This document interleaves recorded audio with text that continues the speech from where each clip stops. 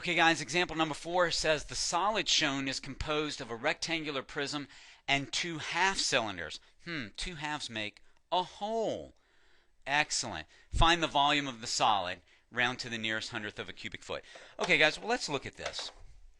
First thing, I can tell I've got this box right here. Okay? This rectangular prism. Alright, you guys see it? So we're going to deal with this first. Okay? And that's easy because anytime we have a rectangular prism, any side could be a base.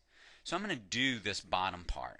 That's 2 and that's 3. So the area of the base, right? Remember, volume is for a rectangular prism is the area of the base times the height. The area of the base is 6, 3 times 2, times the height, which is going to be 1.5. Here it is. That's how high this part is, so that's how high that is. All right, and when I multiply those two things together, I'm going to get 9 as soon as my pen will write it. Okay. 9 feet cubed, because volume is always cubed. So that's the volume of the box. All right, but now they've stuck these 2 half cylinders out here. But if you think about it, I don't know if I'm going to be able to do it. I know I'm not, in fact, going to be able to do it. But I was going to try and cut off this half cylinder and this one and put them together. If you think about it, these two things fit together. Let's just see. Let's just see. Can it? No, it won't do it. Anyway, I can put those two blue parts together to make one cylinder, right? So all I need to do is treat that as if it's one cylinder. Okay, let me put this all back together. All right. There we go. There's our one cylinder. Remember, we had cut it in half. And now we've put it back together. Okay. Now, it says up here that the distance across this thing is 2.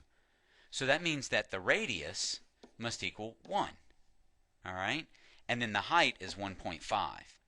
So if I want to find the volume of that cylinder, or the 2 halves that we put together, I know I need to find the area of the base and multiply it times the height. Well, the base obviously is a circle.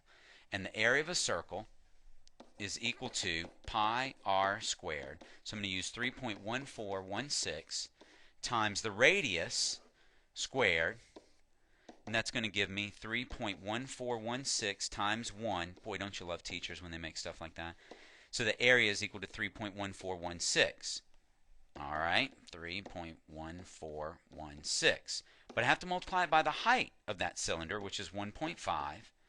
And I'm going to get, I've got to get my calculator out for this one, guys.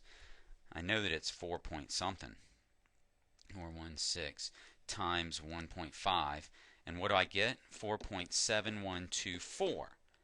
Okay, feet cubed. So this is the volume of the cylinder, and this is the volume of the box. And when I put them together, I'm going to get the volume of the entire thing is 13.7124 feet cubed.